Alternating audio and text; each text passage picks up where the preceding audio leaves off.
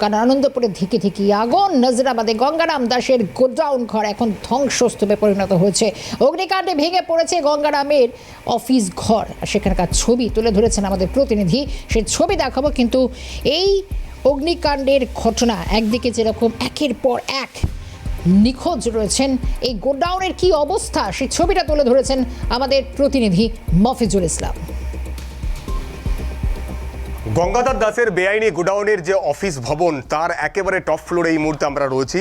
পুরো অংশে অফিসের বিভিন্ন অংশ কিভাবে অগ্নিকাণ্ডের জেরে সব কিছু এই চাঙড় ভেঙে পড়েছে, তার কাঠামো কার্যত ভেঙে গিয়েছে, সেই ছবি দেখতে পাচ্ছেন। এই মুহূর্তে পুরো ভগ্ন প্রায় দশায় পরিণত হয়েছে। একেবারে টপ ফ্লোর ওপর থেকে আমরা যে গোডাউন যেখানে এই অগ্নিকাণ্ডের ঘটনা ঘটেছে তার ছবি এই মুহূর্তে দেখানোর চেষ্টা করছি। দেখতে পাচ্ছেন যে কিভাবে ধ্বংসলীলায় পরিণত হয়েছে গোটা এলাকা।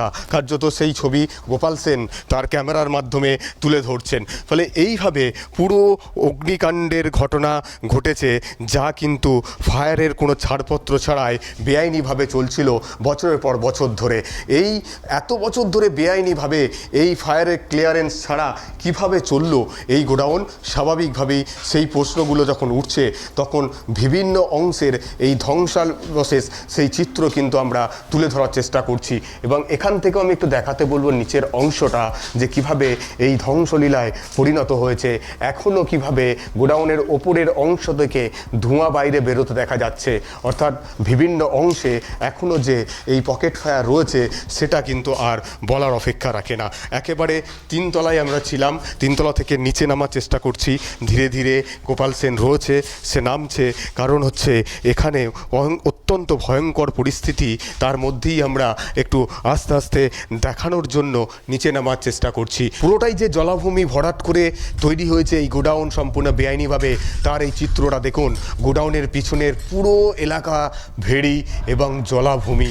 এই অংশটাও যে জলাভূমি ছিল সেটাও কিন্তু এলাকার মানুষজন বা এখানকার যারা কর্মচারী তারাও বলছেন সেটাকে ভরাট করেই এই গজিয়ে উঠেছে বেআইনি এই গোডাউন এবং বেআইনি এই গোডাউনের বিল্ডিং, যা কিন্তু ভয়ঙ্কর পরিস্থিতি তৈরি করেছে এই অগ্নিকাণ্ডের পর।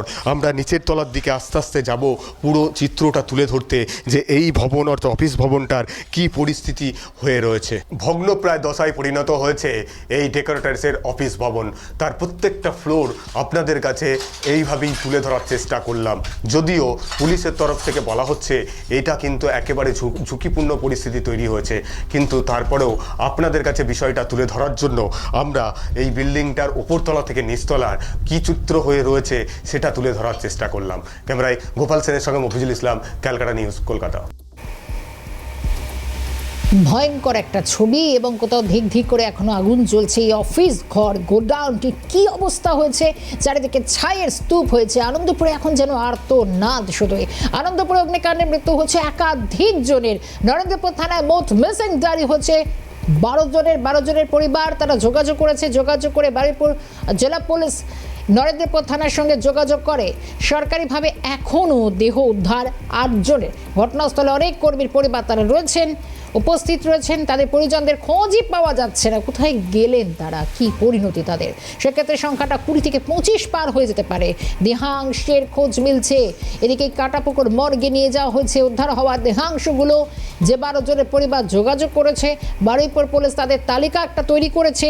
জানা যায় ডিএনএ স্যাম্পল সংগ্রহ করা হচ্ছে, কারণ দেহাংশগুলি যা অবস্থা হয়েছে সেই দেহাংশগুলির সঙ্গে ডিএনএকে ম্যাচ করানো হবে, মিলিয়ে দেখা হবে। সেই তবেই পরীক্ষার পর বোঝা যাবে, তা না হলে কোনো রকমভাবে উপায় নেই।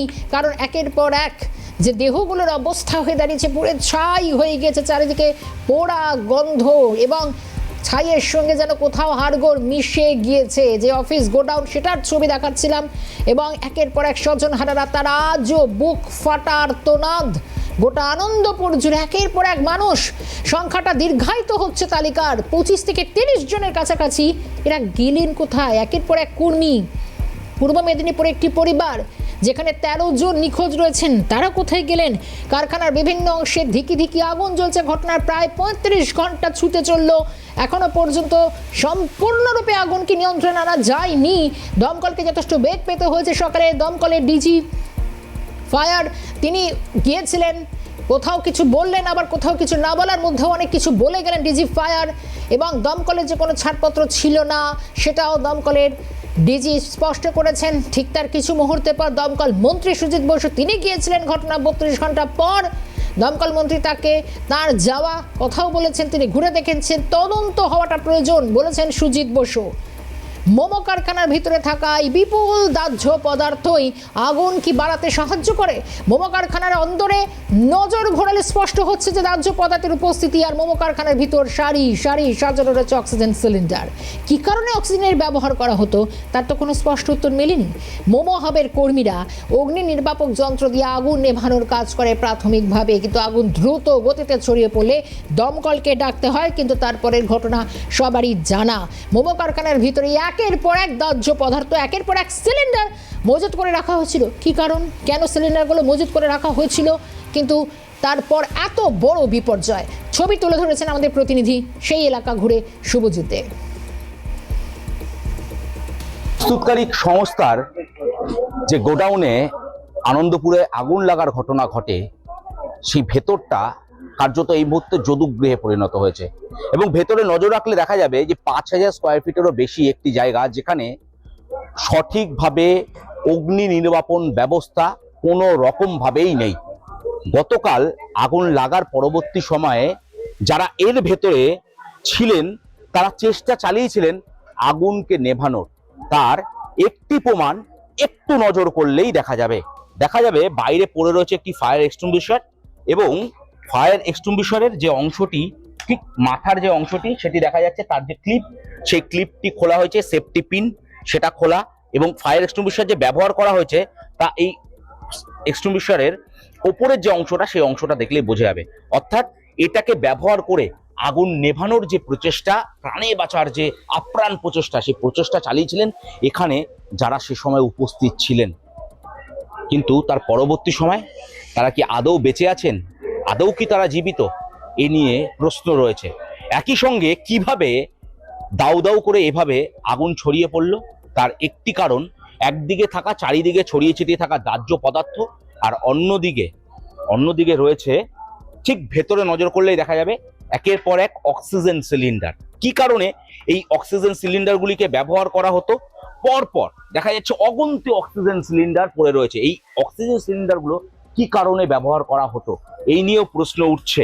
এবং গতকাল অগ্নিকাণ্ডের পরবর্তী সময় একের পর এক অক্সিজেন সিলিন্ডার যেগুলো ফেটে যায় তার নমুনা এখানে একদম স্পষ্ট, এবং সেখান থেকেই দাউ দাউ করে আগুন ছড়িয়ে পড়ে গোটা এলাকায়। শুধুমাত্র এই খাবার প্রস্তুতকারী সংস্থাতেই আটকে থাকে না এই আগুন ছড়িয়ে পড়ে পাশে থাকা আরো একটি গোডাউন, যেখানে রাখা ছিল প্রচুর পরিমাণে দাহ্য পদার্থ, এবং গোটা এলাকা কার্যত এই মুহূর্তে পুড়ে ছাই হয়ে গিয়েছে। কিন্তু গতকাল এই আগুন লাগার পরবর্তী সময় আপ্রাণ চেষ্টা চালিয়েছিলেন এখানে থাকা ব্যক্তিরা। ফায়ার এক্সটিংগুইশারগুলিকে ব্যবহারও করা হয়েছে, কিন্তু প্রাণে কি তারা রক্ষা পেয়েছে এই নিয়ে প্রশ্ন থাকছেই। ক্যামেরায় গোপাল তপাদারের সঙ্গে শুভজিৎ দে, ক্যালকাটা নিউজ, কলকাতা। এই হচ্ছে এলাকার অবস্থা। বর্তমানে কারখানা ধ্বংসস্তূপে পরিণত হয়েছে। তার চেয়ে বড় প্রশ্নই এতগুলো প্রাণ তারা কোথায় গেলেন, এতগুলো ব্যক্তির কি অবস্থা? কারখানার কর্মী যারা ঘটনাস্থলে গিয়েছিলেন আজ প্রায় 32 ঘন্টা পর দমকল মন্ত্রী সুজিত বসু নাজিরাবাদের ধ্বংসস্তূপ এলাকা পরিদর্শন করেছেন। সুজিত বসু তিনি কথা বলেছেন সাংবাদিকদের, বহু প্রশ্নের উত্তর তিনি ফেস করেছেন, এবং তিনি বলেছেন আগে কাজ হওয়াটা খুব প্রয়োজন। এবং মঙ্গলবার অর্থাৎ আজ ঘটনাস্থল পরিদর্শন করেন দমকল মন্ত্রী সুজিত বসু। এরপর কি জানাচ্ছেন একবার শোনাবো। ব্যাপারে ইনভেস্টিগেশন হবে, প্রত্যেকটা এনকোয়ারি হবে, প্রত্যেকটা কেসে এফআইআর হবে। ব্যাপারে ইনভেস্টিগেশন হবে, প্রত্যেকটা এনকোয়ারি হবে, প্রত্যেকটা কেসে এফআইআর হবে। এখানে একাধিক কারখানা এমনি থেকে থাকে। আমার এখানে উপস্থিত আমার সঙ্গে ডিজি আছে, আমি ডিজিকে এখনই বলে যাচ্ছি এই বিষয়গুলো দেখার জন্য, আমি ডিজিকেও বলে যাচ্ছি। এখানে একাধিক কারখানা এমনি থেকে থাকে। আমার এখানে উপস্থিত আমার সঙ্গে ডিজি আছে, আমি ডিজিকে এখনই বলে যাচ্ছি এই বিষয়গুলো দেখার জন্য আমি ডিজিকেও বলে যাচ্ছি পুরো যতক্ষণ না রিপোর্টটা আমার কাছে হাতে আসবে ততক্ষণ আমি এটা বলতে পারবো পুরো যতক্ষণ না রিপোর্টটা আমার কাছে হাতে আসবে ততক্ষণ আমি এটা বলতে পারবো না থেকে থাকে যা আইনগত ব্যবস্থা আছে তা হবে আমি তো বলেই দিচ্ছি চলতে পারে এটা অনেকভাবে লুকিয়ে ছড়িয়ে করে। দমকল মন্ত্রী সুজিত বসু যাওয়ার আগে দমকলের ডিজি তিনি গিয়েছিলেন এবং রণবীর বাবু তিনিও গেছেন, রণবীর কুমার, এবং তিনি যেরকম বলেছেন যে এই কারখানাটির কোনো রকম ক্লিয়ারেন্স ছিল না, দমকলের তরফে কোনো ছাড়পত্র ছিল না এবং বহু ক্ষেত্রে অডিট করা হলেও এই কারখানার ক্ষেত্রে অডিট করা হয়নি। সমস্যা অনেক রয়েছে, কিন্তু প্রশ্ন হচ্ছে কেন অডিটের আওতায় আসেনি এই কারখানা এবং দীর্ঘ কয়েক বছর ধরে চলা এই কারখানা যেভাবে গজিয়ে উঠেছিল রাতারাতি জলাজমে ভরাট করে যে অভিযোগ, তাতে কেন কোনো ফায়ার অডিট হয়নি সে প্রশ্ন তুলছেন বিভিন্ন মহল। দমকলের ডিজি কি জানাচ্ছেন রণবীর কুমার, শুনবো। ব্যাপারটা না দেখলে কি করে বলা যাবে, শোনা কথা উপরে আছে না, যখন যেটা মনিটরিং হচ্ছে এখন একবার দেখে নি তারপরে বলে ক্লিয়ারেন্স তো নেই এটা বলতে পারি, বাকি ইনভেস্টিগেশনের পার্ট আছে, যেটা ফায়ার পার্ট অব্দি থেকে এই ক্লিয়ারেন্সটা নেই কিছু, নিশ্চিত তौर पे করা হবে, নিশ্চিত তौर पे করা হবে, ভায়োলেশন হয়েছে তো ফায়ার এফআইআর হবে, মাফিক যা কিছু প্রসিডিওর আছে সব কিছুই হবে, থেকে ধরা উচিত আছে, বাট যখন হয়েছে ইনসিডেন্ট তারপরে করা হবে, জায়গা করা হয়, অনেক জায়গায় করা হয়, ফায়ার অডিট করা হয়, আমাদের অডিট রিপোর্ট উপরে নোটিশ দেওয়া হয়, কমপ্লায়েন্স দেওয়ার জন্য বলা হয়, এফআইআর করা হয়, প্রসিডিওরটা করা হয়, বাট হয়তো এটা মিস হয়ে গেছে, করা হয়নি। আপনাকে বললাম কি ফায়ারে ক্লিয়ারেন্স নেই, তারপরে তো ইনভেস্টিগেশন পার্টটা তো পুলিশকে দেখতে হবে, ইনভেস্টিগেশন আমরা করি না, করা হবে, এটা হয়তো রিসেন্টলি ডেভেলপ করেছে সেই জন্য চোখে ছিল না, যা হয় বেসিক্যালি হিউম্যান ল্যাবস বলতে পারেন, ডিপার্টমেন্টাল ল্যাবস হতে পারে না, আছে আমরাও দুঃখিত আছি। ডিজি ফায়ার গিয়েছিলেন এবং একই সঙ্গে দমকল মন্ত্রী তিনি গিয়েছিলেন, কিন্তু উত্তেজনা আনন্দপুরে ক্রমশ বাড়ছে, উৎকণ্ঠা রয়েছে আনন্দপুরে, তুমুল বিক্ষোভ, দমকল মন্ত্রীকে ঘিরেও স্লোগান ওঠে, বিজেপি এবং তৃণমূলের মধ্যে ধস্তাধস্তির একবার ছবি দেখাই।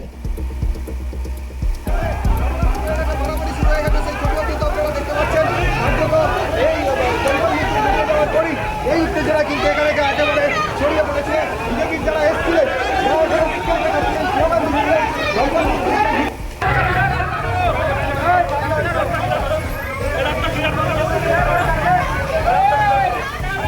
আনন্দপুরে উত্তেজনার সেই মুহূর্ত, বিজেপি এবং তৃণমূল তাদের মধ্যে ধস্তাধস্তির ঘটনা, একদিকে পরিবার স্বজন হারা তারা খুঁজে বেড়াচ্ছেন, এখন উৎকণ্ঠার মধ্যে রয়েছে গোটা পরিবার, তাদের প্রিয়জনেরা কোথায় গেলেন, তারা কি আদৌ প্রাণে রক্ষা পেয়েছেন নাকি কোনো বিপদ আরও উকি মারছে না। তো বিজেপি এবং তৃণমূলের ধস্তাধস্তি, দমকল মন্ত্রী যখন তিনি ঘটনাস্থলে যান সেই মুহূর্তের ছবি।